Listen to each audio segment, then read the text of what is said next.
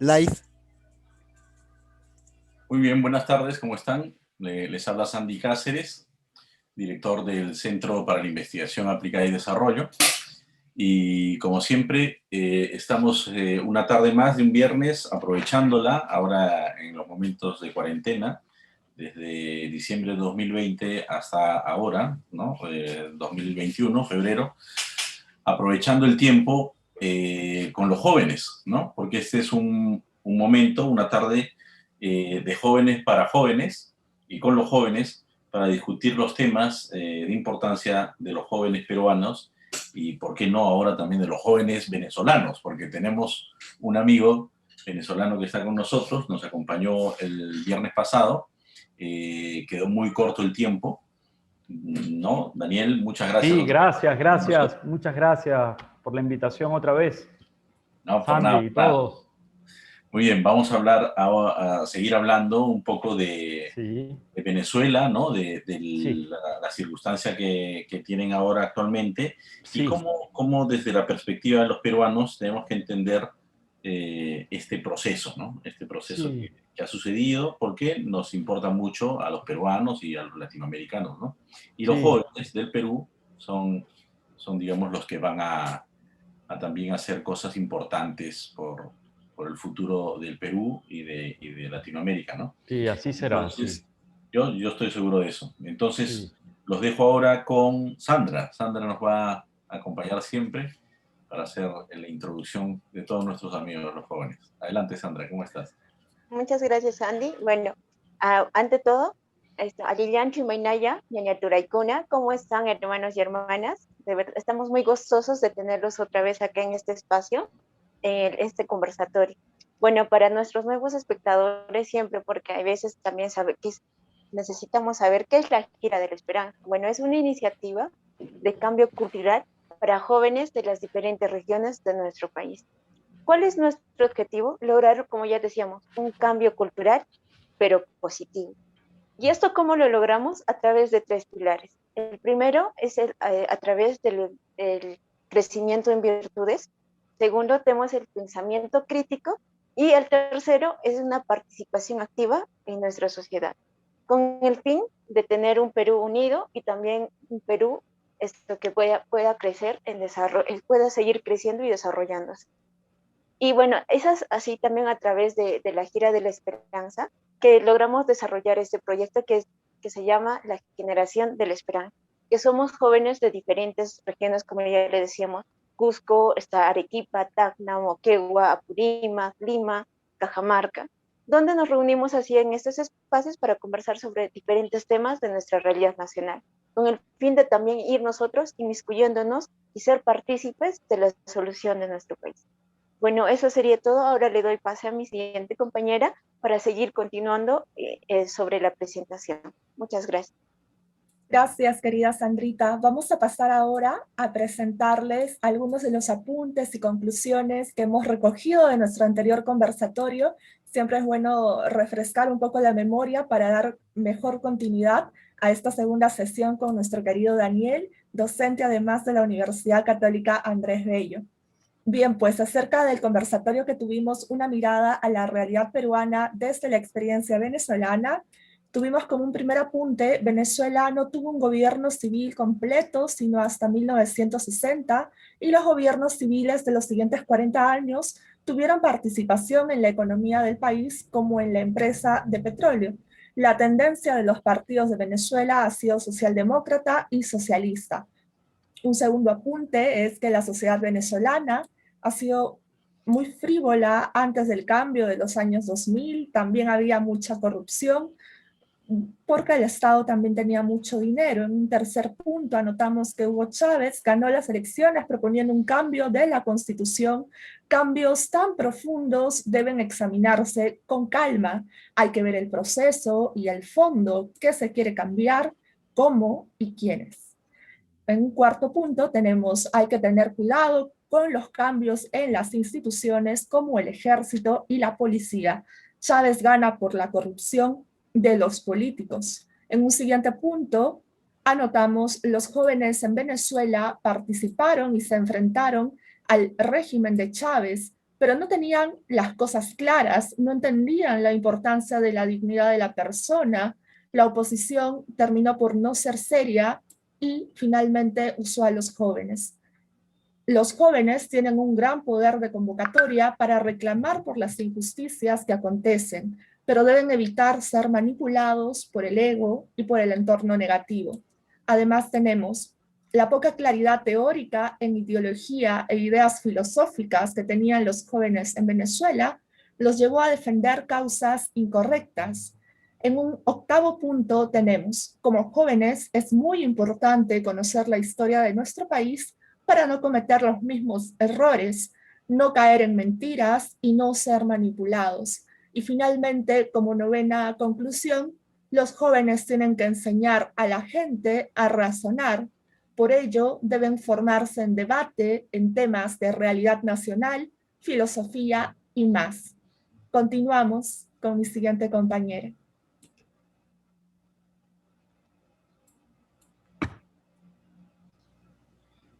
Buenas tardes. Sí, continuando con la presentación, nuestra siguiente compañera está teniendo pequeños detalles con el internet y vamos a cubrir su espacio. En este caso, lo primero es dar la bienvenida a los panelistas que nos están acompañando el día de hoy, que es Mariela Yanqui de Tacna, María Fernanda de Arequipa, Sandra Quispe del núcleo de Cusco y nuestra amiga Cameli Núñez del núcleo de Apurímac, ¿no? Y sobre todo dar la bienvenida a nuestro gran amigo Daniel González. Él es profesor en la Universidad de Piura, en la Facultad de Humanidades, ¿no? A tiempo completo. Y nada, Daniel, bienvenido.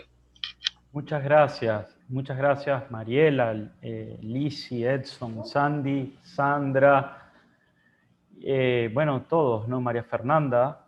La verdad que entre ese buen apretado resumen que has hecho, que has leído, Mariela, y que entre varios lo realizaron el viernes pasado, la verdad que yo estuve pensando, perdón, para hacer esto un poco dinámico y fresco, yo no sabía que iba a tener o sea, a mí me ha escrito gente del Perú que me estaba oyendo y que yo ni idea, no sabía que esto tenía una difusión tan grande, ¿no? Somos muy populares. Bueno, eso es lo que veo, o sea, y efectivamente. Entonces, yo creo que vamos fíjate tú, a puntualizar algunas cosas, matizarlas y continuar para dar esta visión general de cómo se pasó de ser un país económicamente con un PBI en algún momento de los más altos, con una democracia después de haber enfrentado 150 años de gobiernos autocráticos de militares, haber instaurado una democracia civil. Yo recuerdo, por ejemplo, políticos venezolanos que ayudaron en la transición del gobierno militar autoritario al gobierno civil, en el caso de España, de Franco, a lo que fue ya la entrada de los gobiernos civiles, el retorno del rey, etcétera, igual en el caso de Chile, ¿no? Entonces, claro, ¿cómo pudimos, en esta especie de proceso de decadencia, yo creo que hay que profundizar un poquito en unos elementos que pienso que nos pueden servir por historia comparada, ¿no? Por aquello de ver las barbas, cuando veas las barbas del vecino arder, pon las tuyas en remojo, ¿no?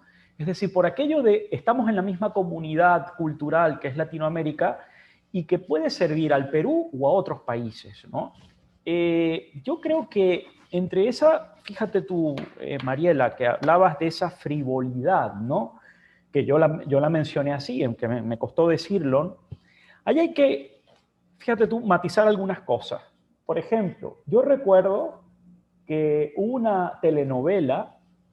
Venezuela, como ustedes saben, en los años 80 exportó telenovelas, era el país de las telenovelas, de Elia Fiallo, ustedes estaban chiquitos, no, ustedes no habían nacido, pero sus papás se acuerdan de eso.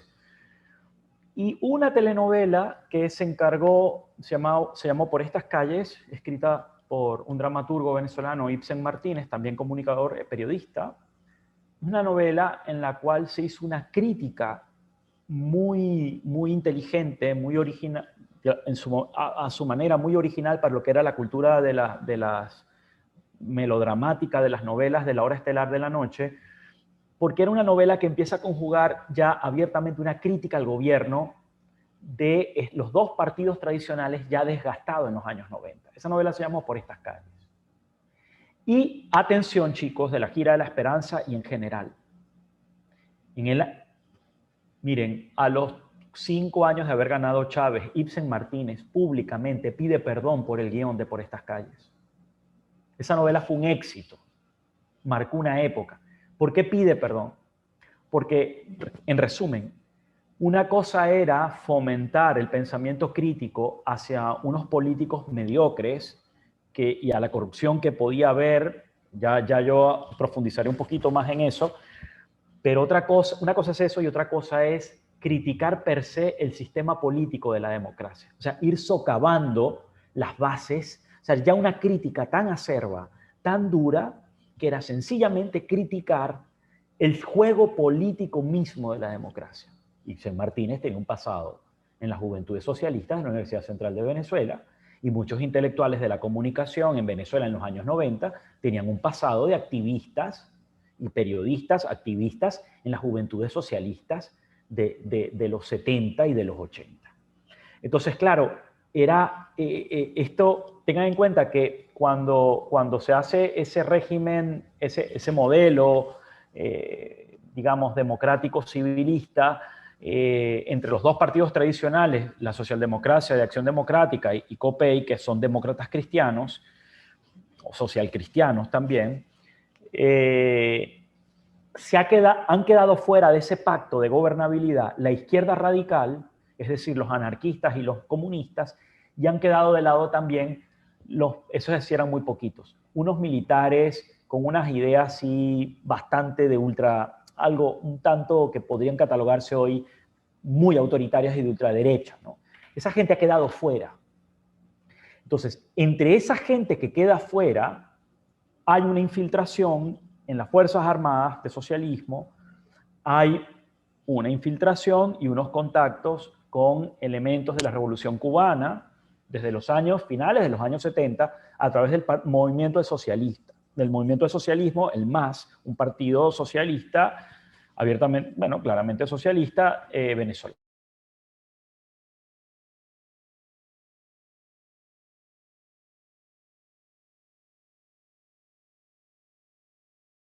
De la televisión, de las novelas, y en los años 90, cuando Carlos Andrés Pérez, recuerden, Carlos Andrés Pérez, amigo conoció a Víctor Raúl Aya de la Torre, amigo de Alan García, el Partido de Acción Democrática vivió en el exilio, no llegó a ser fundado en México como el APRA, pero son los intelectuales latinoamericanos de los años 20, 30, que se hacen amigos. Eso es otra cosa interesante, ¿no? Perdonen que me desvíe un poquito.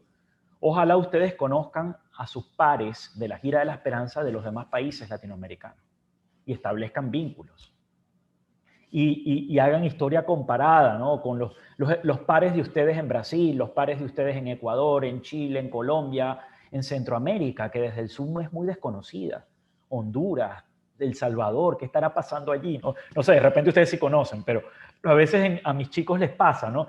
Y resulta que es muy interesante porque, bueno, no me desvío, pero yo creo que digamos, el que un dramaturgo famoso, periodista, que fue comunista en sus años de adolescente en la universidad, luego entró en la socialdemocracia con la pacificación luego de que se venció la guerrilla urbana en Venezuela, que por cierto, fue una cosquillita, o sea, jamás se compara a los 12 años de terrorismo maoísta que ustedes tuvieron acá. Nunca, nunca se compara a las pruebas que estuvo, en ese sentido, a la prueba a la que estuvo sometida el Perú. Sin embargo, como ustedes tienen presente, como pasó en Chile, pasó en Perú y pasó en muchos de nuestros países, Venezuela tuvo 2 intentos de invasión oficial con gente de Fidel Castro. O sea, esto no es teoría de la conspiración, aunque no se diga. O sea, esto no es teoría de la conspiración, el Foro Sao Paulo, eso es algo más que comprobado, claro, y hay un proyecto y hay un plan. Venezuela ya cayó, la mitad de Colombia está allí, En fin, bueno, ya iremos un poco digamos, con las guerrillas de izquierda que tiene Colombia. Pero entonces, este tema de luego muchos periodistas y comunicadores y artistas arrepentidos de haberle tendido la cama ¿a qué? A la antipolítica. Ser críticos contra el sistema, contra elementos del sistema que estén viciados, bienvenida sea la crítica. Pero cuidado con una crítica que ya va a erosionar las bases, la estructura misma del juego político, la estructura misma del juego democrático. Cuidado. Porque es dar una patada sobre la mesa, entonces es que entre un outsider o que entre un mesías o que entre cualquier cosa. Entonces, por ejemplo, eso por una parte.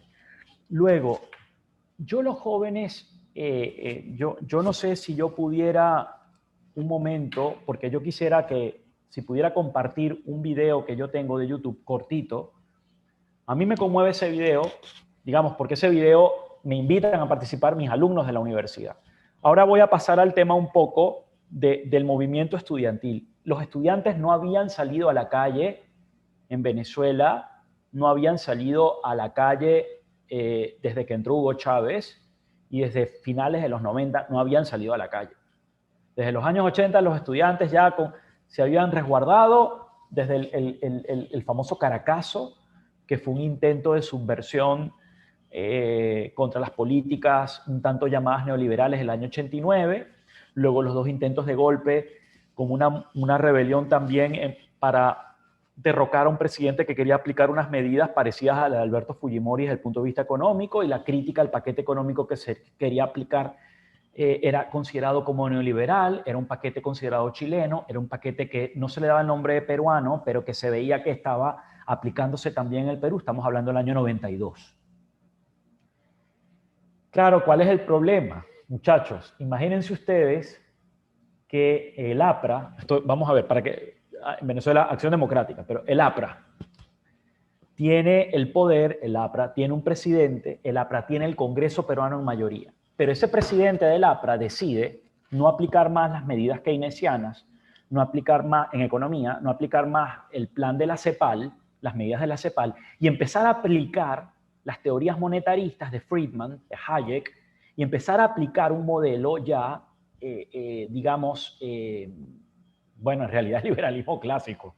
Lo que pasa es que la propaganda de izquierda le inventa el nombre de neoliberalismo, y bueno, ya después sigue la bola por ahí, ¿no? Pero para detener la inflación, para recortar el gasto público, para hacer una serie de reformas al Estado, para la descentralización. ¿Y qué es lo que sucede? Que el partido le dice a ese presidente, mira, tú eres de nuestro partido y nosotros somos mayoría en el Congreso, no estamos de acuerdo con esas medidas, desmóntalas, te has rodeado de ministros que son del ala, digamos, derechista o neoliberal, o echas para atrás, esto se sabe mucho después, echas para atrás o te destituimos, te hacemos un impeachment. O sea, vemos qué hacemos. Entonces, eso es lo que pasa. O sea, para que ustedes vean, o sea, ¿cómo pudo abrirse el camino a Chávez? Porque los dos grandes partidos tradicionales se autofagocitaron. Ellos mismos minaron sus bases. En Acción Democrática destruyeron, frenaron primero a los nuevos jóvenes que había dentro del partido que ascendieran, no hacían elecciones internas para que ascendieran nueva sangre a la dirección del partido, y había gente preparada y gente apreciada por la comunidad en Venezuela. Y los demócratas cristianos, uno los ve, que por eso, perdón, a mí me da repelús, o sea, me repugna meter el nombre, yo soy católico, pero yo no tengo por qué meter el nombre de Cristo en mis andanadas políticas o en mi vida política. O sea, a mí eso me repugna. Respeto a los demócratas cristianos, bacán, yo, chévere, somos amigos, pero yo en lo personal eso no me va. Entonces, ¿por qué? Porque al final el que roba en ese partido, o sea, terminan dando un poco el nombre de Jesucristo. Entonces a mí meter que se inventen otro nombre, una sugerencia humilde, sencilla pues, humilde no, simple. Entonces, yo lo que pienso es que, bueno, los demócratas cristianos también, a los líderes que venían en surgimiento, Rafael Caldera, el viejo que fue presidente por segunda vez y ya un viejo líder del Partido Demócrata Cristiano, él mismo le cortó la cabeza a los sucesores, a la generación de relevo dentro de su partido. Así quiero que entiendan cómo los dos partidos tradicionales que habían sacado a Venezuela de la tiranía militar de Pérez Jiménez a finales de los 50, al final se consolidaron en el poder y generaron estructuras burocráticas. Recuerden la forma partidista leninista, ¿no? Que eso todavía queda mucho en los partidos políticos latinoamericanos. El activista, el tigre de la calle, pero que es un vago, que lleva de promedio 0,9, que lleva 200.000 años en la universidad pública, que le pega a la mamá, que es borracho, o sea, no, pero aparece en las ruedas de prensa dirigiendo un movimiento estudiantil. Entonces tú dices, eso no puede ser, o sea, eso no puede ser. Entonces tienes gente, o sea, los partidos políticos muchas veces, yo he sido crítico cuando han pervertido las buenas intenciones de jóvenes que han querido entrar al partido con ideales, con intereses positivos, con ganas de cambiar, pero ¡ay! Perdonen que esto raya en la lisura, ¿eh? Lisura alert. No voy a hacer una lisura. Pero a mí me chocó una vez que alguien dijo, es que a fulanito y a fulanita que vienen de la juventud universitaria de tal universidad, le falta un poco de burdel político. Es decir, le falta un poco de roce de calle, de que acepten una coimita, de un manejo. O sea, no todo tan perfectito como en los salones de... Entonces, eso no puede ser. Eso no puede decir el líder, el formador de un partido político. No puede decirle eso. O sea, eso... Entonces, claro, ¿qué es lo que tú dices? O sea, parte de los hombres que obstaculizaron dentro de Acción Democrática y de COPEI la renovación de esos partidos desde dentro, con sangre nueva, señores, en el caso de Acción Democrática, agárrense, todavía están allí. Año 2021. Y todavía a veces les dan... están todavía medrando en el entorno de la oposición. Juan Guaidó está cercado de una serie, Juan Guaidó está absolutamente infiltrado de gente, además que ya de dudosa reputación política y que tiene negocios con el enemigo, tiene negocios con la dictadura. Entonces, eso es lo que explica el empantanamiento, ¿qué pasa? Que esto no termina de, hay gente buena, sí la hay, y hay gente que está ahí luchando contra corriente. Pero bueno, eso explica un poco, también da contexto. Los propios partidos tradicionales se autofagocitan, obstruyen el proceso de renovación de sus propias filas, se enquistan en el poder, se burocratizan. A mí me recuerda, salvando las distancias un poco, ¿a quién le va a gustar, teniendo un alto cargo en el partido y cobrando por eso, que de repente llegue un pata, empresario, brillante, con garra, un tigre, que además es honesto, que viene con tal, y que habla golpeado? Ok, estoy hablando del caso de Trump. Y buena parte del Partido Republicano, que ya estaba arriba, burocratizado, se molestó. Este tipo nos está quitando el partido. Pilas con eso. Eso pasa en muchos sitios, ¿no? Que empieza, me está roncando el león en la cueva. Entonces, este que quiere la dirección del partido. Entonces, esto es, por eso yo insisto en el tema de claridad en el financiamiento del partido. En muchos países es público, eso sale en la prensa. ¿De dónde sale el financiamiento para la campaña de tal año del partido? Salió de esta ONG, salió de tal, del extranjero, de nacionales, de tal. Bueno, que nadie se quiere retratar. Bueno, perdóname, pero es que eso es, en la medida en que haya mayor transparencia en esto, ganamos todo. Porque es un fair play, un juego más limpio. Eso por ahí, en cuanto al tema de los partidos, ¿no? Entonces, y la decadencia que hubo en los partidos que facilitó esto, la aparición de la entrada de Chávez. Luego, en el caso de los jóvenes, yo diría, yo no quise sonar tan duro, o sea, no, vamos a ver, yo quiero que si me permiten colocar un video de 5 minutos, ¿se podrá o se puede? Sí, yo lo tengo Daniel, aquí abierto. Ok, yo voy a compartir con audio y todo, yo lo tengo ya preparado.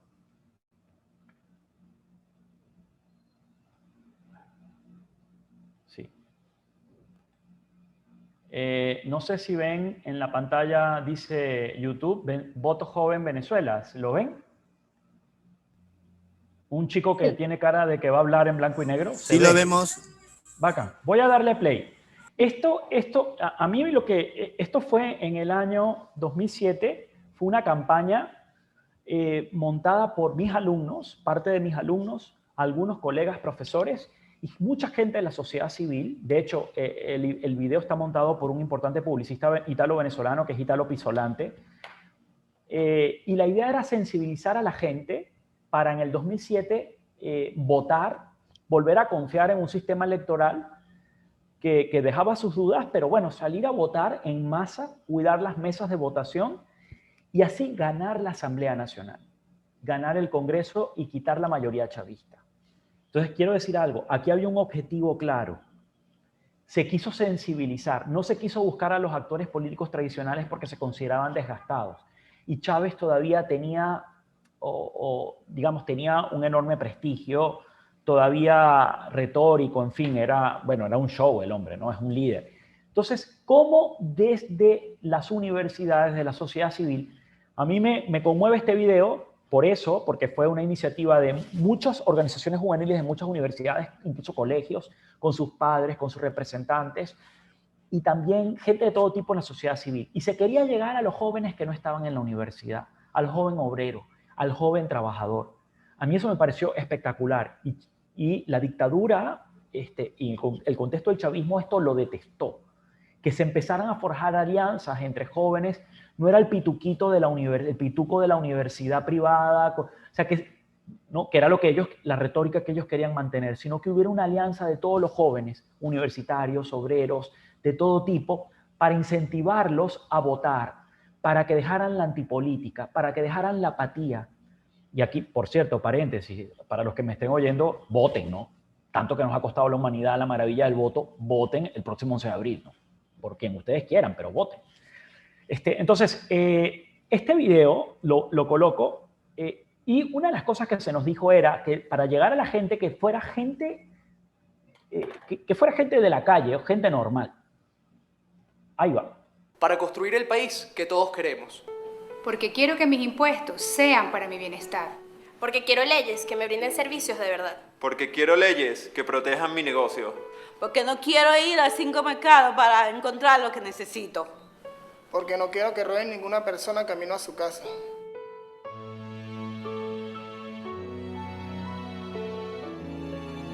Porque quiero que las leyes se hagan pensando en todos. Para que mis alumnos puedan formar su propio criterio. Porque quiero que los policías tengan los recursos necesarios para defendernos. ¿Cómo que por qué votar? Porque tenemos que votar. Porque quiero poder atenderte bien. ¿Por qué no? Porque es primera vez que voto. Para que las únicas relaciones que se rompan sean las amorosas. Porque no quiero que me juzguen por mi arte. Porque no quiero que el de azul me odie. Porque no quiero que el de rojo me odie. Porque podemos llegar a un acuerdo. Porque aún tienes tiempo de decidirte. Porque más que un derecho, es una responsabilidad. Porque la democracia la hacemos todos los ciudadanos. Porque la asamblea es tu voz. Porque está en nuestras manos. Porque todos somos hermanos. Porque si faltas tú, no estamos completos.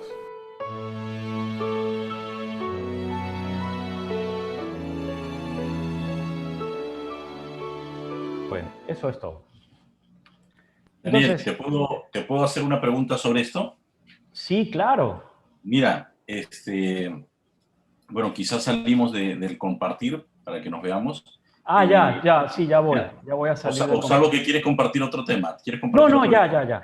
Ya, después, pero si sale después.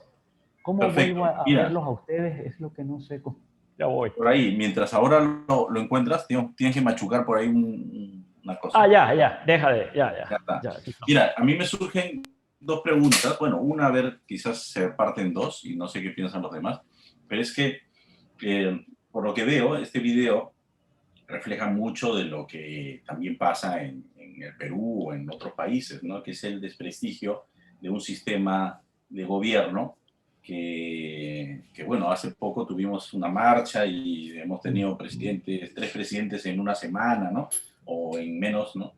Y es un desprestigio del sistema de gobierno y lo que se exigía era, o bueno, más que lo que se exigía, lo que se mostraba era digamos, el fastidio sobre algo que la gente no entiende muy bien, que es la presentación. ¿no? La Es decir, presentación. representación. La representación. Ya. No, la gente dice, tú no me representas, ¿no? Tú no sé. Entonces, esto es bien sugerente y yo creo que por eso es que vamos a preparar un curso de política para jóvenes, para entender muy bien qué es esto de representación y participación. Sí. Ya lo estamos dando con los chicos de la gira, pero ahora lo vamos a hacer abierto. Y entonces, este tema de la representación hace que los jóvenes en Venezuela, por lo que veo, y me hace pensar, ¿no? Que dice, oye, no patees el tablero, participa, dice, participa, vota, ¿no? O sea, no patees el tablero. Ya sé que estás cansado, ya, pero la verdad es que si no participas, no pasa todo lo que ellos dicen, ¿no? Y acá también hay una desazón, y ahí viene mi segunda apreciación, no sé si es pregunta, pero me gustaría saber cómo lo vivió Venezuela. O sea, acá hay hay un desinterés por la política, aparentemente representa la política o los políticos, ¿no? Sí. Y hay una relación, dices, ¿por qué odias la política? Odio la política porque es corrupción. Y la corrupción, yo creo que en el Perú se ha hablado mucho de corrupción, es decir, todo es corrupción, pero si uno piensa bien en el Perú, y bueno, yo me siento peruano, ¿no? Así que puedo decir, quizás algunos no comparten conmigo esta idea, pero yo sí la tengo, digamos, creo que es así. En el Perú hay más gente buena que gente corrupta. Claro. Entonces, si no, no estaríamos donde estamos. Entonces, creo que el hecho de que el ambiente, los medios, todos esté hablando de corrupción, prepara el ambiente para que tú pierdas la esperanza. Así es. Pierdas la esperanza en todo lo que viene. Entonces, si uno ya pierde la esperanza, pues patea el tablero total, no queda más nada, ¿no? Entonces, creo que esto es muy importante porque los jóvenes peruanos deben tener, al contrario, yo diría esperanza por un buen trabajo, esperanza por una buena familia, una bonita familia, ¿no? Tanto hombres y mujeres. Esperanza por no sé, por una bonita casa, esperanza por tener salud, esperanza por poder compartir con sus padres, esperanza por tener una vejez digna. O sea, esto creo que es importante, ¿no? Entonces, cuéntanos un poco cómo ha pasado esto en Venezuela. Los chicos han perdido la esperanza, todo se ve como corrupción. Cuéntanos qué pasó, ¿no? Yo quería, no sé si puedo, perdonen, hacer algún comentario. Por favor, sí, por favor. Estoy tomando nota.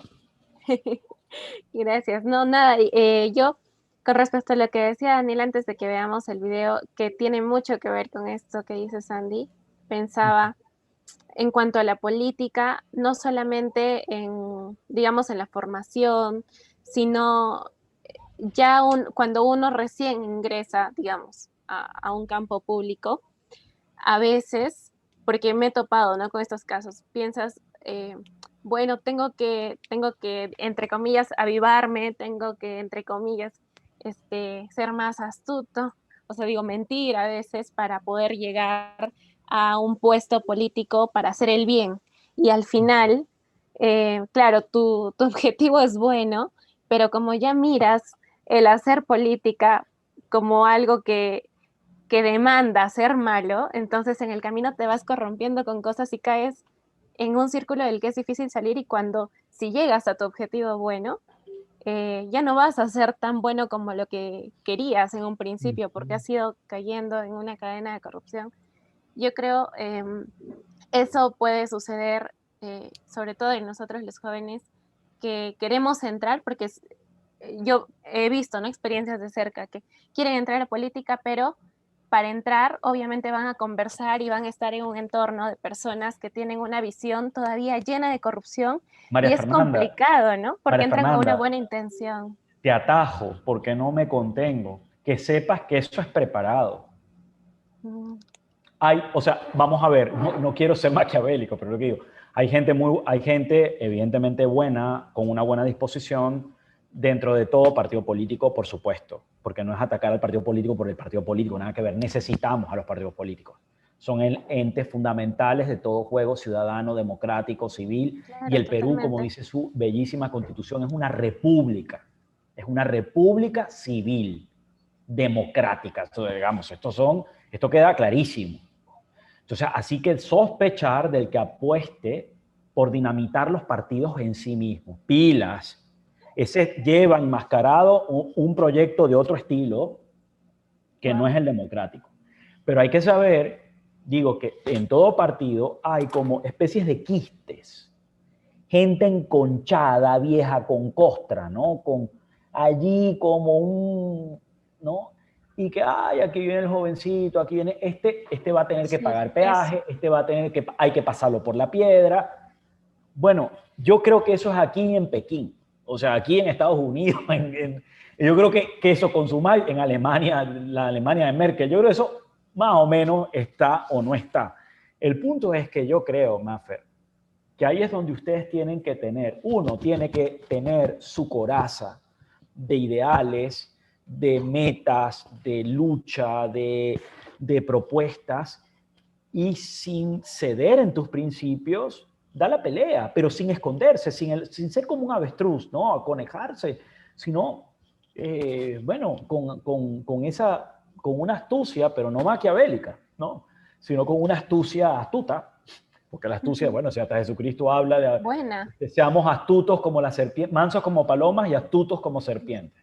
Eso lo dijo Jesucristo. O sea, entonces, la astucia no es mala per se. O sea, y más cuando en el fondo se trata de hacer el bien. El problema es la sagacidad, pues, o sea, el ser pilas, eso está muy bien. El punto es cuando ya ciertamente uno ve que lo que se le quiere es enlodar y lo que se te quiere es destruir. Entonces, bueno, nada, pero sabrás que ahí es un tema, por eso yo insisto, Maffer, ahora también, la vez pasada, en la formación intelectual de ustedes. O sea, mira, cuando tú tienes, y eso se nota en un partido político, allá viene Mariela, entró Sandra, pucha, en el panel estás Maffer, ¿no? O sea, cuando tú tienes una autoridad intelectual, cuando tú tienes una autoridad además por la profesión que haces, otra cosa muy importante, cuando tú llegas al partido, y esto choca a los burócratas de los partidos, mira, yo no le debo lo que soy al partido, yo vengo al trabajo y al prestigio que me hice por mi familia y por mis estudios y por mi esfuerzo, se lo vengo a ofrecer al partido. O sea, el que te está haciendo el favor soy yo, perdóname. No es que yo vengo a ser el esclavito del partido. O sea, no, es que eso es... Y claro, si eso a veces también arriba en el partido, hay que tener un gran respeto por los jóvenes del partido. Hay que tener un gran respeto por los jóvenes del partido y no basurearlos. No es como, tráeme el café y el agua, nada más. No para que me traiga café y agua. No son y si vienes en tacos, mejor para ver cómo caminas. O sea, eso ni permitirlo. O sea, ni permitirlo. Y luego, claro, tampoco se trata de ser el peleón siempre, pero ustedes saben, hay que, bueno, la astucia y poner a la gente en su sitio, sin despeinarse, sin que se le... con estilo, con caridad, sí, pero yo creo que ahí sí yo diría una cosa, Maffer, y es lo que, no perder, y aquí enlazo para la respuesta a Sandy, o sea, miren, esta campaña que se hicieron los jóvenes, la asamblea se ganó, la gente salió a votar, y entre los diputados que se ganó y se quitó la mayoría chavista del Congreso, entró el que hoy es Juan Guaidó. ¿Cuál fue el problema? Que luego esos dirigentes, lo que yo dije la vez pasada, varios de esos dirigentes, bueno, yo diría que lo que se ha visto han perdido un poco el norte. Y ya, luego, claro, en los últimos 2 años, perdón por la expresión, pero prácticamente perdió la inocencia, para no usar otra palabra, perdimos la inocencia muchos en Venezuela porque se han caído las caretas de cantidad de gente que estaba pactada por debajo con el gobierno. Entonces, wow, a ese nivel de infiltración, y ojo, ahí es donde yo insisto, los procesos totalitarios infiltran. Bueno, aquí en la política se infiltra todo el mundo, en las empresas se infiltran, hay espionaje empresarial, o sea, pero digo, uno tiene que tener en ese sentido, y por eso yo creo que hay algo muy importante de los jóvenes, oír experiencias de los mayores. Miren, ustedes deberían hacer también tertulias, ustedes tienen unas joyas de personajes de la política y de la economía del Perú, que son muy mayorcitos, pero que todavía tienen un verbo espectacular. Hagan tertulias con ellos y escúchenlos y tomen nota. Por ejemplo, el autor de este libro, que se lo recomiendo, este libro a mí me atrapó, me ayudó a empezar a peruanizarme, ¿no? Así se hizo el Perú, de Federico Pietoselli. Miren el grosor, espectacular. Llega hasta el año 2018. Él es periodista, el doctor Pietoselli, bueno, un periodista aquí de una leyenda, ¿no?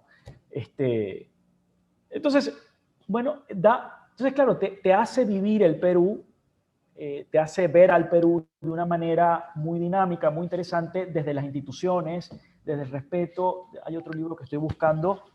Miren, a mí este libro, que seguramente es muy famoso para ustedes, La historia de la corrupción en el Perú, del doctor Alfonso Quirós, que es un crack, que en paz descanse, lástima que este peruano falleció, pero su método de hacer la historia es muy interesante para estudiar.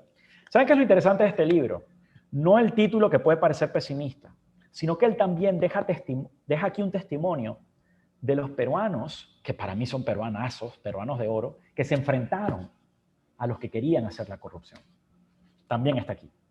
Entonces, eso hay que sabérselo, eso es como, bueno, como el doctor Prieto en este libro habla de un famoso abogado peruano, que yo ahorita no, pero eso nos vaya el tiempo, que fue miembro, un penalista, pero que es una leyenda, y dice que es un testimonio, estuvo en varios casos famosos que hay que estudiar. Cualquier estudiante de Derecho tiene que conocerlo, como cualquier economista hablando de Boloña Vero, o el legado de Bedoya, o de mucha gente, ¿no? Entonces uno dice, luego, ¿cómo recobrar la esperanza en la política? Yo creo que la mejor manera es conociendo el Perú, leyendo al Perú.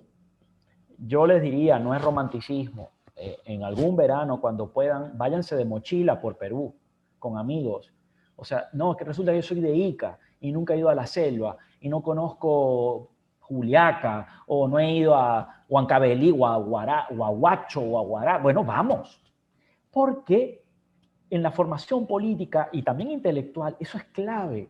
O sea, conocer las regiones, empaparse con eso y luego leer, bueno, desde Basadre, Margarita Guerra, nuestra flamante presidenta de la Asamblea, de la Academia de la Historia del Perú, leer bueno, por supuesto, los literatos, pero esto es un país de historiadores, de antropólogos.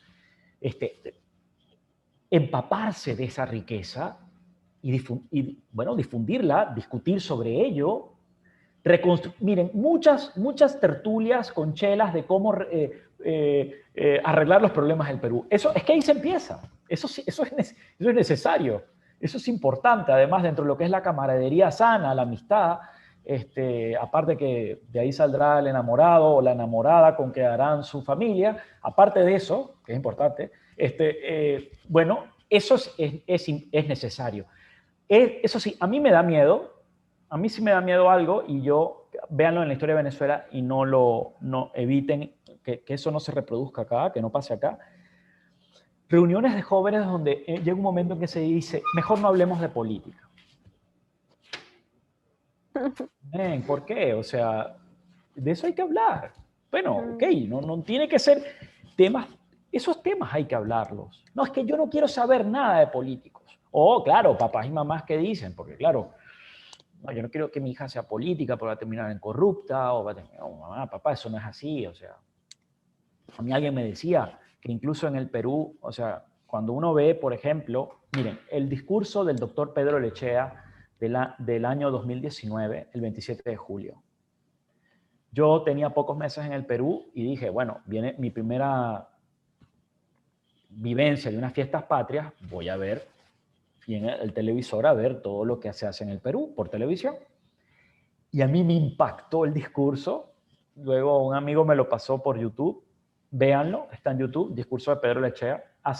Yo en una de las clases de Historia de la Economía, los de octavo ciclo, lo puse en la primera clase, porque una de las maneras de partir de la metodología de la historia es partir de las cifras del presente, de cómo está el Perú hoy en día. Es increíble. O sea, el elenco muy exhaustivo, ¿no? 300.000 jóvenes entran al año al mercado laboral en el Perú. El 99% de las empresas formales del Perú son MIPES.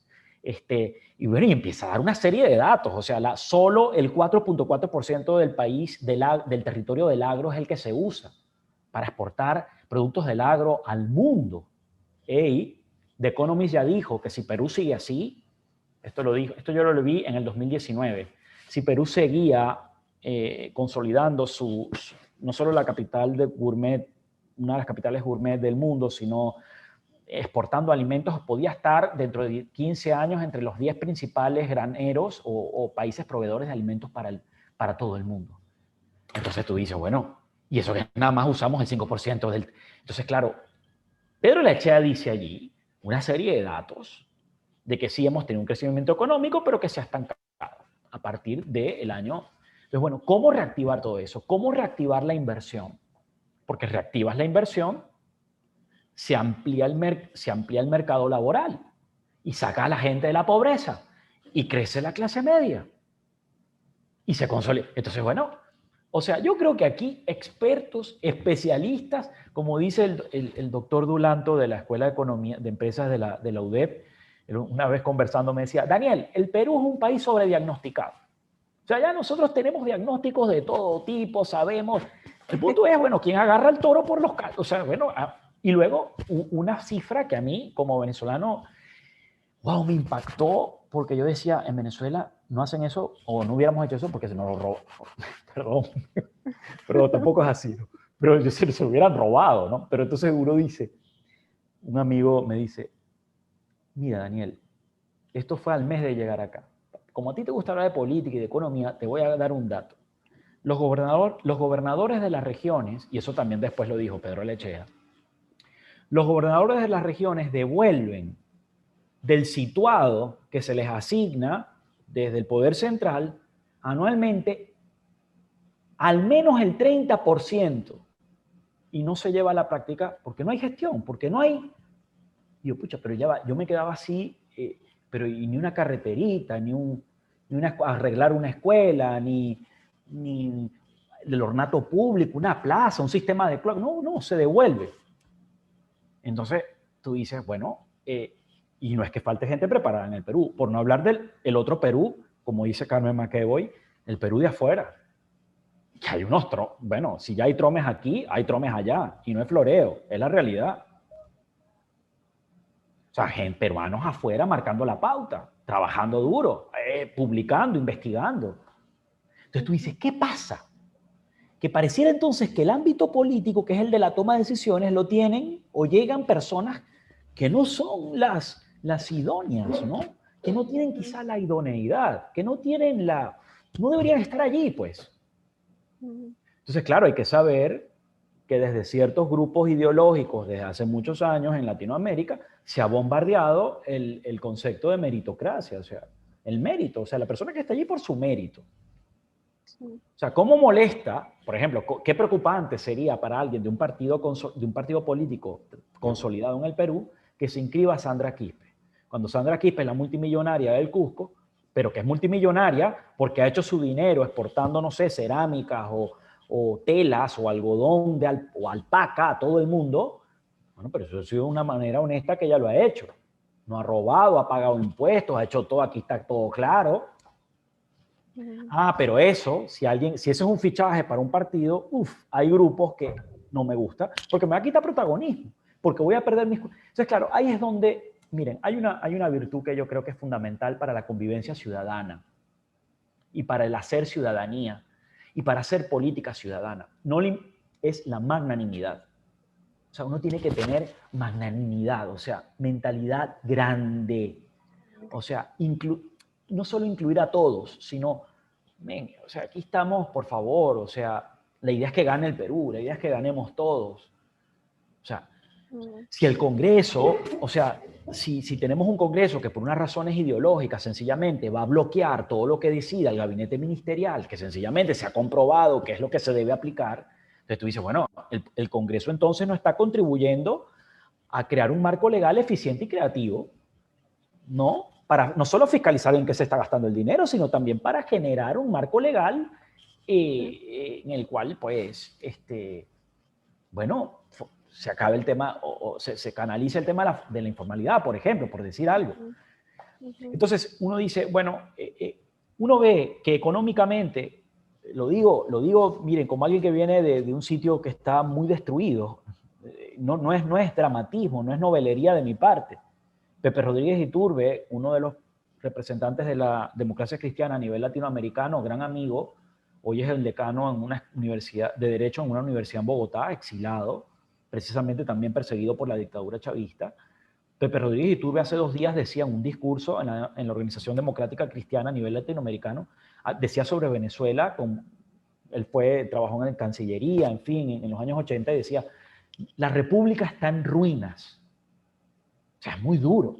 La república no existe, está en ruinas. O sea, como el dolor de un patricio, de un tribuno, ¿no? Antiguo, ¿no? Por la ciudadanía. O sea, estamos bajo el poder totalitario del crimen organizado, narcotraficante y todo tipo de, bueno, y con presencia de 6.000 cubanos, en fin, toda una situación compleja.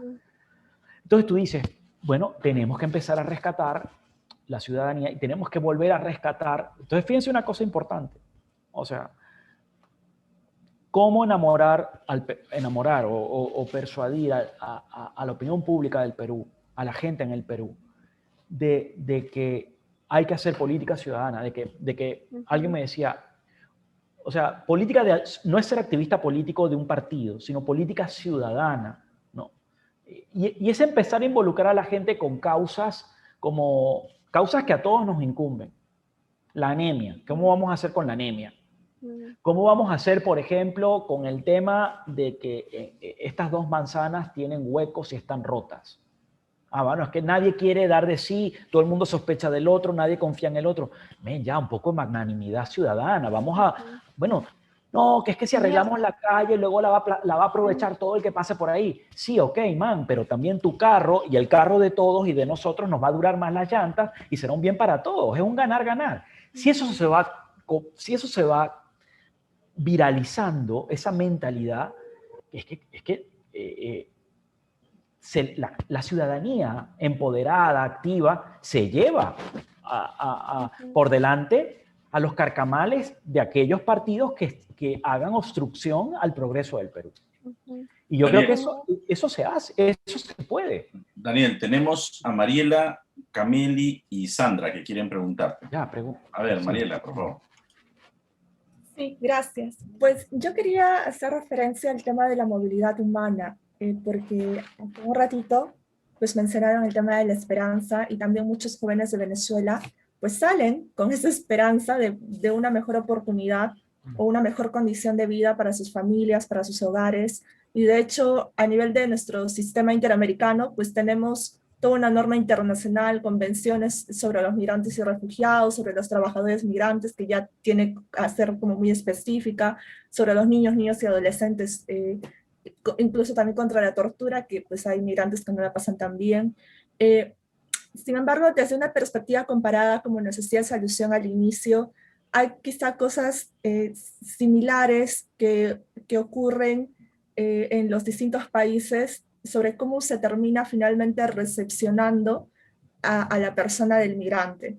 Y yo quería preguntarte un poco si este tema considerarías es más un tema de instituciones, un tema de voluntad y decisión política, de intereses económicos, de la mirada criminalizadora que muchas veces se tiene hacia ese otro, o un tema de distorsión de seguridad nacional que mucho lo usan también los estados, o más bien va a un tema más filosófico en relación a nuestro ser respecto al otro. Y bueno... Oye, eso es una tesis doctoral lo que estás diciendo. Sigue, Mariela, sigue. Muy bueno. Yo quería preguntarte esto porque... Sí, muy buenas preguntas. Con una serie de situaciones que generan, digamos, todos estos factores, no sé si alguno tendrá mayor preeminencia que el otro, o todos suman toda la realidad que vivimos. Si el migrante que huye, porque también está la figura de refugiado. Sí, claro, de su claro. país, porque está en una situación de peligro contra su vida, su salud, su integridad, y llega a uno otro con esa esperanza, y finalmente se encuentra que en este otro país, digamos, la calidad migratoria no tiene un debido procedimiento, no hay ningún servicio eficaz, ni eficiente, ni accesible de salud, de educación, niños migrantes que ni siquiera saben escribir sus nombres, y que tampoco conocen sus derechos, no saben qué instituciones hay en ese otro país, cuál es la normativa que los protege. Los obligas, claro, el Estado no les pone una pistola para que se devuelvan, pero con todo este contexto, los obligas a que se regresen de donde han huido, de donde han tomado esa decisión difícil de huir porque su vida estaba en peligro. Pero la situación en este nuevo país está tan compleja que finalmente lo impulsa a tener que regresar a esa pesadilla de la que ha querido salir. Y bueno, yo quería que quizás nos puedas comentar algo al respecto. Bueno, mira, gracias por la pregunta, porque de verdad siento como que, mira, es como que el Perú te pasa así te hace un cariñito, ¿no? Te pasa así un... No, de verdad, gracias por la pregunta, porque a los venezolanos, porque nos duele, o sea, mira, yo en cada esquina de Piura, bueno, y uno llega con el estómago revuelto, pues, o sea, porque es pidiendo, pero luego la red de amigos que tengo en toda Sudamérica me dicen, Daniel, acá en Buenos Aires es igual, en Sao Paulo igual, en Georgetown, en Guyana es igual, en Ecuador igual, en Panamá igual, en Colombia ni te cuento, en las islas del Caribe igual. Entonces, claro, en Centroamérica, entonces, claro, ¿qué es lo que yo voy a compartir pantalla? Porque yo me tomé la molestia de colocar un poco en blanco y negro algunos elementos, algunos datos, perdón, ya va, que le di al botón que no era. Algunos datos de las páginas web de las embajadas de los Estados Unidos en Sudamérica. No sé si vemos, yo no. Sí. Sí se ve, ¿no? Lo que pasa es que quiero colocarla. Ah, ok, ahora sí. Son fotografías de pantalla, ¿no? ¿Ok? Pero fíjense ustedes, fíjense la fecha, mayo del año 2020. Lo quise hacer así para que no, ante la audiencia que me está escuchando, no es que, bueno, este profesor venezolano está sacando, habla de unos datos, pero ¿dónde está el fundamento, la fuente de ellos? Esto es la página web oficial de la Unión Europea. Y esto es mayo del 2020. Y se dice, 5.1 millones de personas han abandonado Venezuela debido a la inestabilidad política, la inseguridad y el colapso económico. Pero fíjense lo que dice, eso dice en letra negrita, pero luego, se trata de la mayor crisis de refugiados en la historia de América Latina y se ha convertido en una de las mayores crisis de desplazamiento en el mundo. O sea, solo lo dejo allí. Entonces, claro, lo que pasó hace 2 días en Chile, ¿no? Que el presidente Piñera devolvió un avión a 200 migrantes, yo no sé si llamarlos migrantes, refugiados venezolanos o gente víctimas que van buscando un futuro mejor, ¿no? Entonces tú sabes que es haber perdido, uno de ellos contaba que hasta perdió el título que iba a llevar para convalidar caminando desde la frontera de Colombia hasta llegar a Chile, ¿no? Y que perdió todo y ahora vuelve a donde está asignada, ¿no? Y además con el estigma de que te están recibiendo en el aeropuerto, bueno, todo el servicio de inteligencia de Maduro, ¿no? Entonces tú dices, yo no es por echar leña al fuego, ¿no? Sino es por dar datos para mostrar, o sea, aparte de los datos que tú dices, que tú muy bien dijiste, Mariela, son datos que a uno lo llevan a preocuparte, ¿no? Yo he trabajado además la historia de las relaciones diplomáticas de Venezuela con los países latinoamericanos y me preocupa. No soy internacionalista, pero he trabajado el tema de la historia y me preocupa. Luego, hay que saber, chicos, Mariela y todos, que la Unión Europea, fíjense, ha colaborado con más de 319 millones de euros dentro y fuera de Venezuela. Eso se le ha dado ¿a quién? A los países que están en la región latinoamericana, para que no salga del bolsillo de los peruanos o de los ecuatorianos o de los brasileños o de los colombianos, porque lamentablemente cuando los medios de comunicación no informan de esto, la gente puede pensar que los migrantes están, cuando el gobierno anuncia en la prensa que les está dando una ayuda o una vacuna o algo, se puede pensar y siempre puede haber alguien que pueda manipular y decir, para un interés interno de política doméstica, no, lo que pasa es que nos están quitando los puestos de trabajo o nos están quitando nuestros impuestos, se los están dando a los venezolanos. Entonces, esto hay que tenerlo presente. Y que creo que es importante hacerle contraloría a estas ayudas, porque estas ayudas, la Unión Europea o los Estados Unidos las asignan a los países de la región para ver si de verdad le llegan a los migrantes. Entonces, claro, esto se canaliza a través de Cruz Roja, a través de ONGs, a través de la iglesia, a través de otras instancias que tienen los gobiernos de cada país. Pero yo creo que sería interesante, dado que no es cualquier crisis de refugiados, es, en palabras de la Unión Europea, o sea, es de la historia de América Latina es la más grande.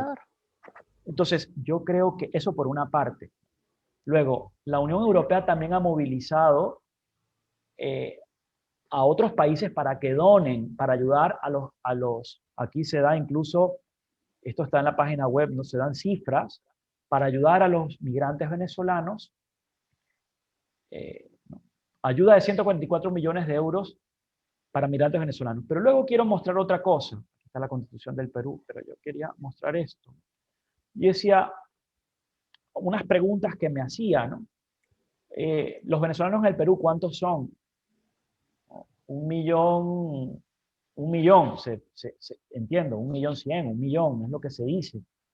Carlos Contreras, el autor de este interesante libro, La historia mínima del Perú, profesor de Historia de la Economía en la Pontificia Universidad Católica, el otro día vi un micro en Twitter en el cual decía que ese millón para 30 millones viene a representar un porcentaje pequeño, no sé si 5%, no recuerdo cuánto, comparable, según la población del Perú, a lo que fue la llegada de japoneses y chinos, a mediados del siglo XIX. Y Carlos Contreras decía que, y también otros historiadores peruanos que salían en ese micro, que bueno, que el Perú no había estado habitualmente, era un país que hasta aquel entonces había tenido cierto aislamiento de las grandes corrientes de migración. Y que claro, era lógico que cuando llegara de repente una cantidad de gente así, bueno, surgieran reacciones de rechazo, pues, porque ¿y esta gente de dónde salió? Pues, ¿y estos chinos de dónde llegaron? ¿Y estos japoneses que hicieron aquí? En fin. Yo lo que creo es que, más allá de eso, o sea, yo de verdad, lo que veo en la calle es muchísima gente del Perú buenísima ayudando, y tengo muchísimas historias buenísimas, pero me parece que los medios de comunicación, a veces, en el pasado, al menos en el 2019 recuerdo, no sé por qué también algún candidato 2 o 3 candidatos hicieron referencias, quizá para buscar popularidad, luego solo sale lo malo, ¿no? El venezolano que roba. Y luego una señora peruana me decía, ¿y por qué no sale que yo con mi comadre venezolana hemos montado un negocio, un emprendimiento entre las dos, ¿no? Y somos amigas? ¿Y por qué no sale? Entonces, claro, uno dice, o luego yo recuerdo el barbero que era un chalaco, buenísima gente del Callao, estaba estudiando acá en Piura para ser policía, y que tenía su chama con la que se iba a casar. Y la chama no era ni una prepago, ni una proxeneta, ni nada, sino era una chica que había venido con su mamá, se querían casar bien por la iglesia y todo normal. Entonces tú dices, bueno, son historias positivas.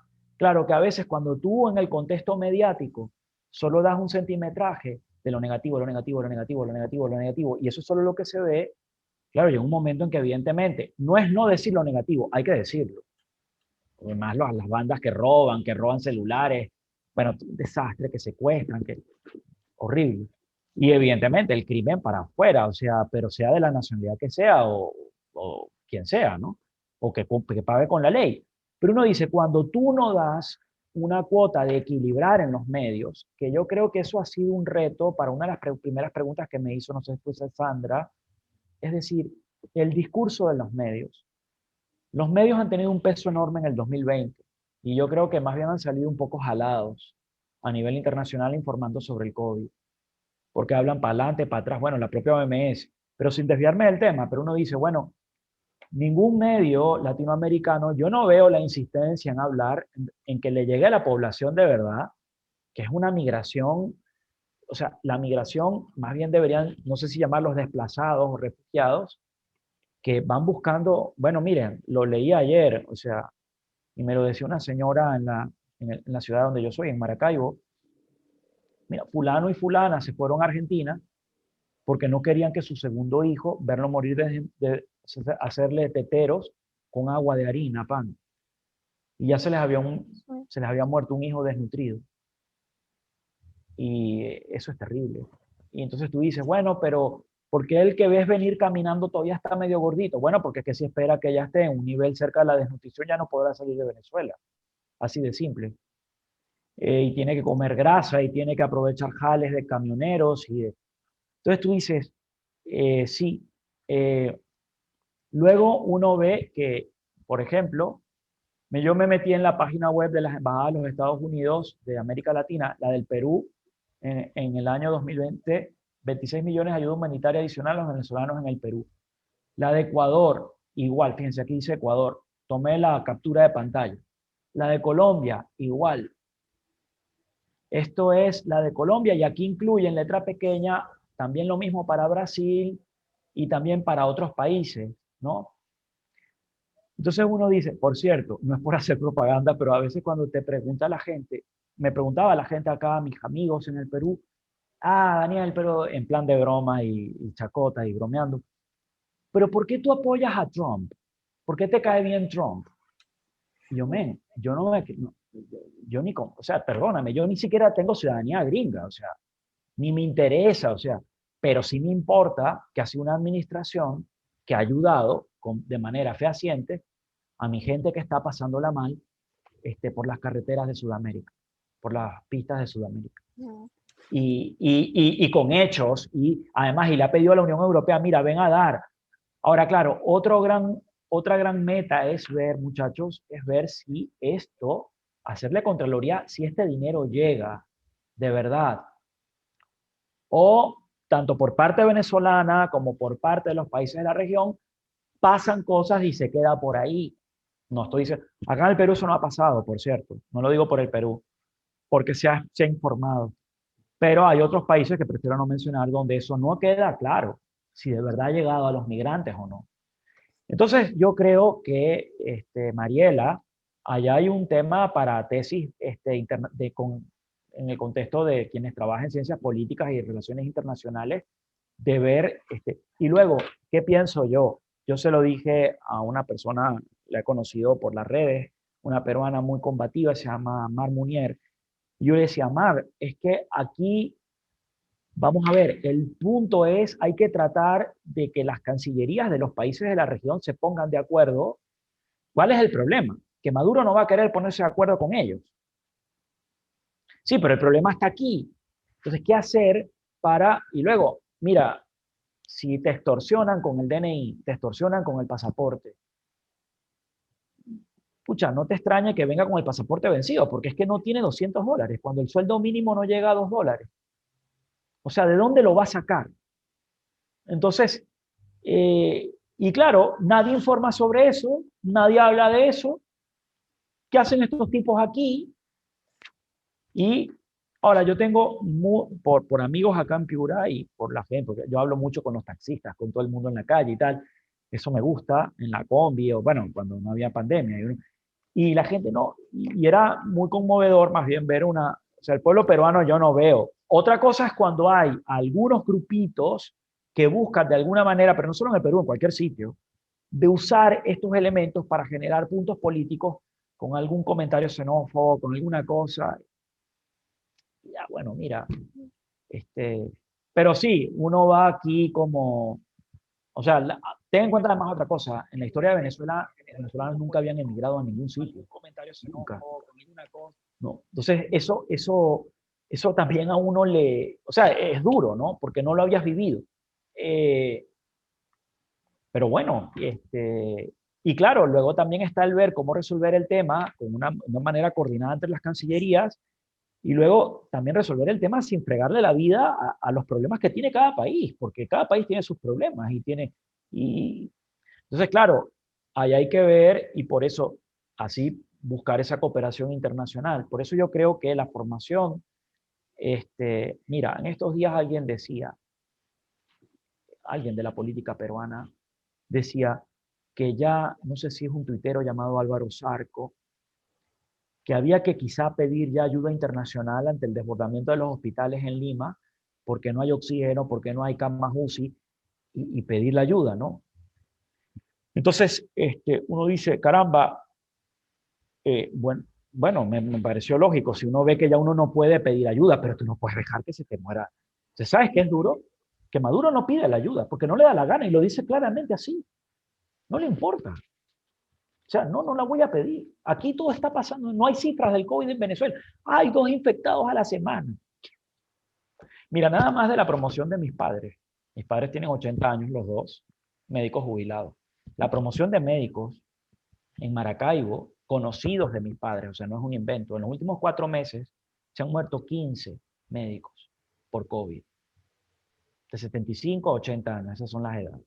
15 conocidos nuestros. O sea, no es que... Entonces, Maduro dice, bueno, vamos a abrir ya las escuelas porque aquí lo que van son 5 muertos al... Entonces tú dices, ¿qué no le importa? Pero claro, en contraste, uno ve que aquí más bien hay no voy a entrar en el tema de cómo se gestionó esto, no voy a entrar en ese tema. Pero uno dice, bueno, aprovechar para poder buscar maneras, quizá con los otros países, ya no se hizo, para pedirle a los laboratorios un precio unitario bajo y de buenas vacunas. O sea, la Unión Europea, fíjense, para los que estudian relaciones internacionales o política internacional, no, que para qué esas asociaciones del Pacto Andino o Mercosur, eso no sirve. Nosotros todos nos hemos peleado entre todos aquí en Sudamérica, cada quien en su cuevita. Brother, mira, la Unión Europea son 27 países, hasta con lenguas distintas. Y gracias a la unidad, desde la moneda, desde el ámbito económico, sentaron a las farmacéuticas. Le dijeron, nosotros queremos este precio. Y somos 27 países. Tú ves si lo tomas o lo dejas. ¿Qué ha pasado en Latinoamérica? Cada país en solitario, negociando cada uno con el gigante, que obviamente te caribea. O sea, te baila marinera y tondero contigo, pues. Y te marea, ¿no? Entonces, claro. Así como hay maneras de asociación para ayudarse internacionalmente en la región, bueno, yo creo que el tema de los refugiados venezolanos igual, ¿no? Y no sé, yo creo que son maneras de hacerle seguimiento al dinero, hacerle contraloría cómo eso llega, ver con la ONG y luego ver, pensar en soluciones, ¿no? Daniel, y una cosa, bueno, antes tal vez que Sandrita, perdón, solo quería comentar algo breve. Sí. Era que recordaba esto que lo he escuchado bastante en las ponencias que hayamos tenido, que son más cosas las que nos unen que las que nos separan. Claro. Y yo me ponía a pensar con esta frase en qué importante es la intención del corazón al entrar en un espacio público, al pretender hacerlo, porque cuando la intención es de servicio y de querer solucionar, porque a quién no le conmueve lo que están pasando nuestros hermanos en Venezuela, a quién no le conmueve que una persona muera de hambre simplemente por un mal gobierno. Entonces pienso, cuando la intención de entrar a un espacio público, político, no es el servicio y el amor y el querer intentar ayudar a ese hermano, lo que te mueve es tu propio interés, ¿no? Que puede ser económico, que puede ser de poder. Entonces eso nos divide. Y porque los intereses propios nos dividen. Entonces pensaba por eso en esa frase, ¿no?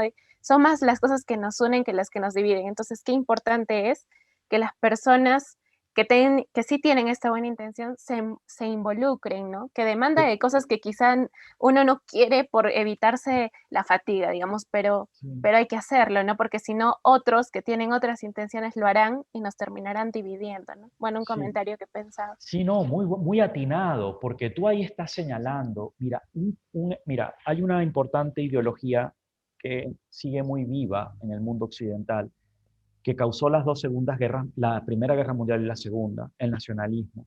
Ojo, la palabra patriotismo es declarada políticamente incorrecta, vintage, vieja, old, lárgate. Se ha expulsado el discurso de los medios de comunicación. No se habla patriotismo. Ojo, desde la formación del humanismo cristiano, el amor a la patria es una virtud. A Juana de Arco la canonizan por defender a Francia de la invasión inglesa. Entonces, el nacionalismo como ideología, claro, ya se ha normalizado hablar del amor a la nación en plan happy, todos felices, agarrados de la mano, ya bacán, se entiende que no es nacionalismo.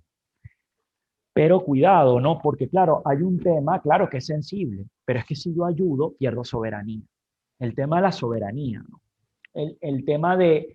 Entonces, claro, ahí es donde uno tiene que medir y luego, por una parte uno dice, bueno, pero uno pudiera recordar cómo en los años 80 o 70, o Venezuela recibió gente de todas partes.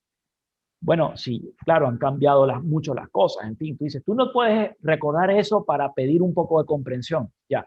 Pero bueno, ante este problema que tienes, porque fíjense, por eso también lo importante es estudiar la historia reciente, ¿no? Pero cuando ya tienes unas generaciones que eso no saben qué pasó, ni que existió, ni nada, entonces tú dices, bueno, ¿cómo poder, bueno, págale menos porque no tiene papeles, pero al menos págale, y aquellos trabajos que yo oía decir al embajador de Guaidó en Lima, Carlos Escul, que había hablado con algunas instancias del gobierno, en ese momento era el presidente Vizcarra, para que hay plazas que los peruanos no están interesados en oficios menores, en trabajar, sobre todo en las provincias. Entonces, bueno, ver si se pueden, digamos, de allí suplir el trabajo en pueblos y en lugares apartados, médicos, enfermeras o maestros o maestras. Bueno, ver cómo se pudiera, ¿no? Y así creo que cada país está viendo. Colombia hace 2 días acaba de aprobar una decisión que ha sorprendido gratamente a mucha gente, el TPS para el millón, más de 1.500.000 de venezolanos, ¿no? Para normalizar aquello y un poco para formalizar aquello, y luego hacer un estudio de ellos, ¿no? Y ver y separar trigo y cizaña. O sea, es empezar a poner orden en la casa, ¿no? Y sí, o sea, yo creo que es lo que tú dices, y yo creo que un poco esa grandeza de buscar, cerramos en 10 minutos, dice Lisi, de buscar más lo que nos une que lo que nos separa. Y luego también, ojo, alguien decía, esto lo decía una amiga, ella está casada con un chileno, es una venezolana casada con un chileno. Y hace 3 días estábamos en una conversación varios en Zoom. Y ella decía, claro, ustedes van a hacer eso. Y se tiene al esposo al lado. Van a sacar y tal. Pero claro, a los profesionales sí los recibieron con los brazos abiertos, pero a los pobres no los quiere nadie, ¿no?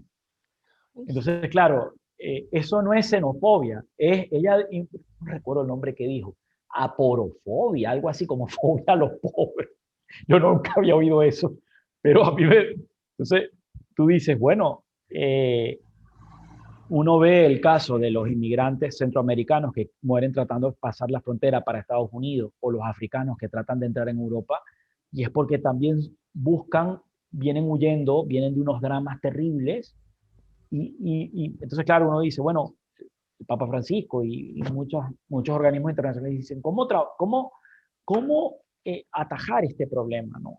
Entonces yo creo que ahí es importante, yo no sé la solución, pero yo creo que sí es importante sentarnos a conversarlo y ver, y luego si hay países, que la Unión Europea, Estados Unidos, que sea de la administración que sea Biden o quien sea, si dan el dinero, bueno, entonces ver cómo aprovechar eso para también generar un bien para ese país. O sea, y yo les voy a decir algo, yo también he conocido, o sea, venezolanos que me dicen que ya tienen sus placas peruanas, pues, y que dicen, bueno, yo quiero ver cómo trabajar y aportar para acá, pues, o sea, al fin y al cabo, recuerdo que este era el barbero, no, el barbero no, este es otro, me decía, bueno, al fin y al cabo, todos pagamos impuestos indirectos, ¿no?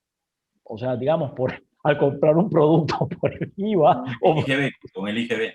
O con el IGB, entonces, claro, y yo, bueno, yo creo que allí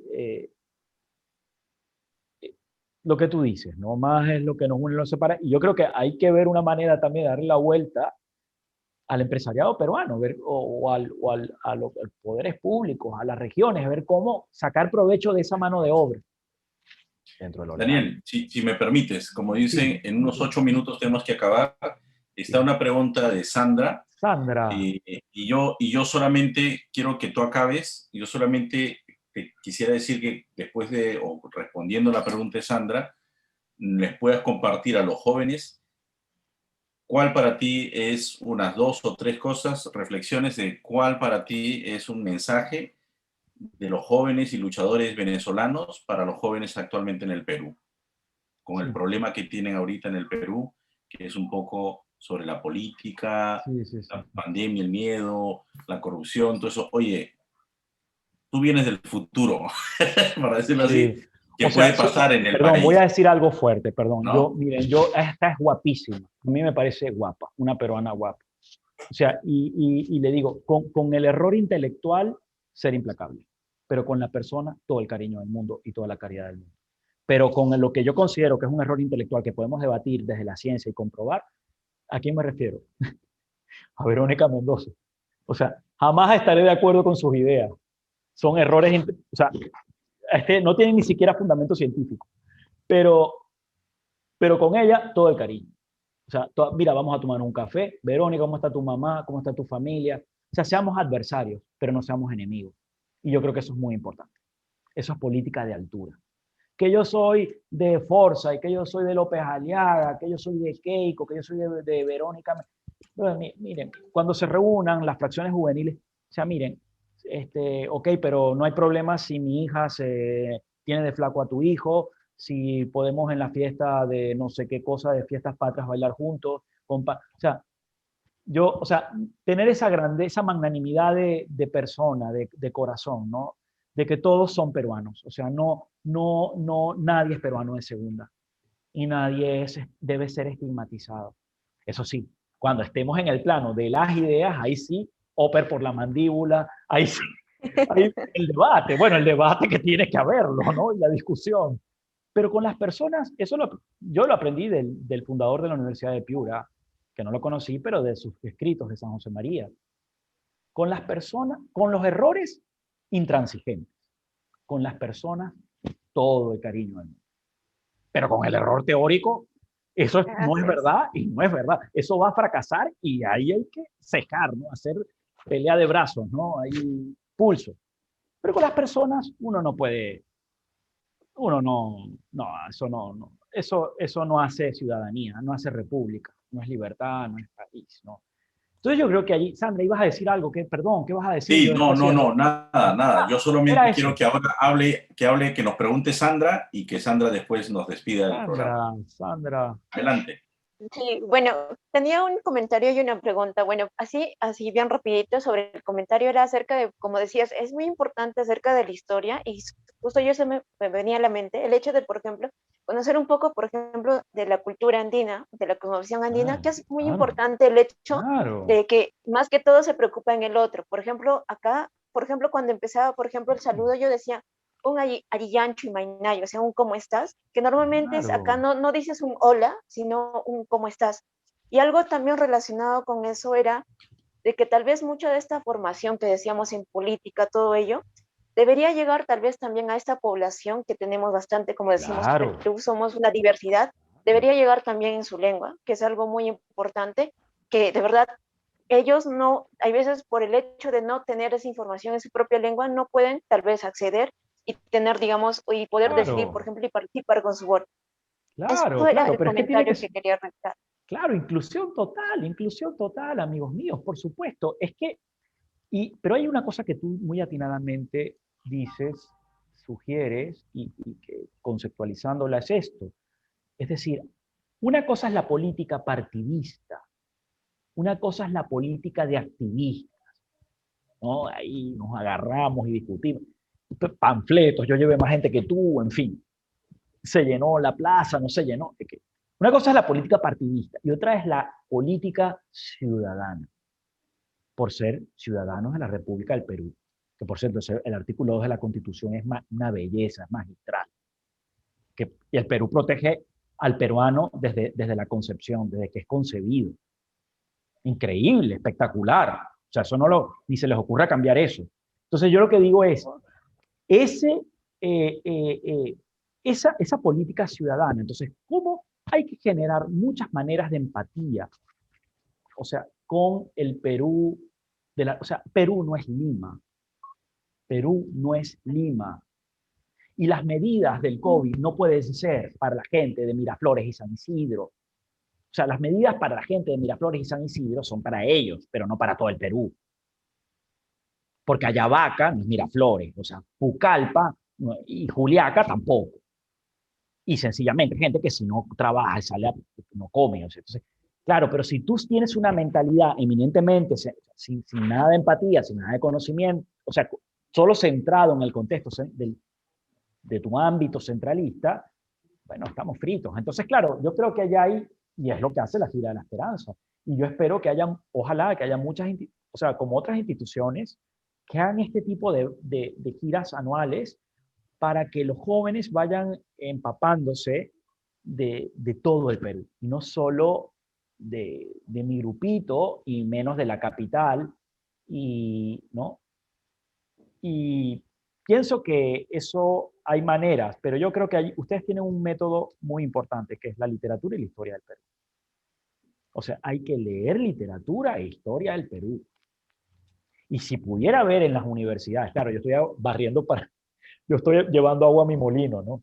Si pudiera ver en las universidades como estudios humanísticos para todas las carreras, yo pondría Perú antiguo, Perú moderno, Perú contemporáneo. Hay que estudiar medicina. Bueno, la universidad donde yo di clases, una hermanita chiquita de la UDEP en Caracas, que se llama la Universidad Monte Ávila, donde di clases por 15 años, cuando llegue a tener todas las carreras, ahí ve historia de Venezuela, las 3 historias de Venezuela la va a ver todas las carreras. Yo haría lo mismo a todas las historias del Perú. Porque es que si no, en bachillerato nadie se acuerda de nada, uno es muy imberbe, uno todavía es muy chibolo, muy churre, uno está jugando, uno está en otra cosa en la cabeza. Y normal, esa es la etapa, pues.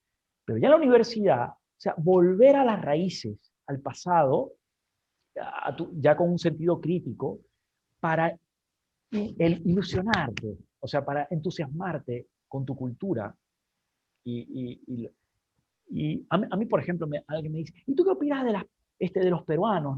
¿Y qué te parece? Y la música, y te gusta. Y yo, ya, sí, y la cumbia, la cumbia norteña, Entonces tú dices, entonces, claro, por eso me raya, como se dice acá, cuando a veces, eso pasa entre alumnos, que los pillo en algún receso, no, que ella es de la sierra, o que él es de la costa.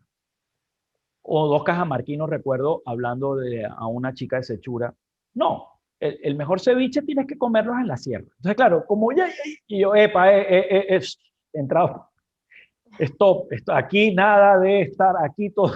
Entonces, claro, tú dices, esto son ceras, eso olvidarlo. O sea, yo sé que es difícil. Yo sé, Daniel, tienes que leer la historia de cómo la sierra ha sufrido, tienes que leer la historia interna de cómo la... Bueno, pero conocer eso, las nuevas generaciones, para cerrar esas heridas, para curarlas, y adelante. Y siempre en plan propositivo, no es ser ingenuo, no es pensar que el mundo es Narnia ni Hello Kitty, pero es, o sea, viendo lo sórdido de la realidad, pero con esperanza, o sea, con optimismo, que en el fondo es alegría, porque mucho ha hecho el Perú. Y miren, el Perú ha superado de las peores hiperinflaciones, el Perú ha superado del peor terrorismo por 12 años, el maoísta. El Perú, bueno, ¿qué no le ha pasado? Ha aguantado los ajustes que había que hacer, que fueron durísimos. Que Dios nos ampare, el famoso ministro subiendo la gasolina. Y económicamente, el Perú terminó el siglo XX económicamente bien, o sea, que la clase media creciendo. Bueno, con problemas, porque claro, no estamos en el cielo, pero no es nada. Yo creo que sí se puede. Si uno lee y estudia la historia contemporánea del Perú, la conclusión es que claro que se puede. Muy bien, muy bien. Vamos con esa reflexión. Entonces, Sandrita, ¿cerrará o quién cierra? María Fernanda, ¿quién cierra? Yo, bueno, nada, muchísimas gracias, Daniel. Sí, Sandra, ¿dónde estás? Ya la vi. Un gusto conocerte y un gusto poder compartir este espacio. Yo creo que es muy importante y como tú decías, la esperanza, ¿no? A mí personalmente conocer de la Gira de la Esperanza, de la Generación de la Esperanza, no solo por el título, sino por todo lo que voy escuchando y voy aprendiendo. De verdad me está trayendo mucha esperanza y agradezco por la oportunidad, ¿no? De conocerte a ti, de conocer este proyecto. Y nada, de verdad también muchas gracias a quienes se han conectado, a quienes han escuchado. Esperamos que sirva. Yo espero que sí, a mí me está sirviendo mucho, me está ayudando y seguramente que a otros más, que podamos ser no solo mejores ciudadanos para ayudar al país, sino mejores personas en todo lo que hagamos, ¿no? Que hagamos todo con mucha esperanza y con mucho amor. Nada más, gracias. La Nos casa vemos. gana, ¿ah? La casa gana. Perú Sí. gana. Saludos, buenas Todos noches. ganamos. Chao. Muy bien. Listo. Buenas tardes. Muchas gracias a todos. Hasta el próximo viernes. Muchas gracias, Gracias. Daniel. Chao. Gracias a todos. Gracias a ustedes. Gracias, Daniel. Gracias. Gracias, Daniel. Hasta luego. Buenas tardes.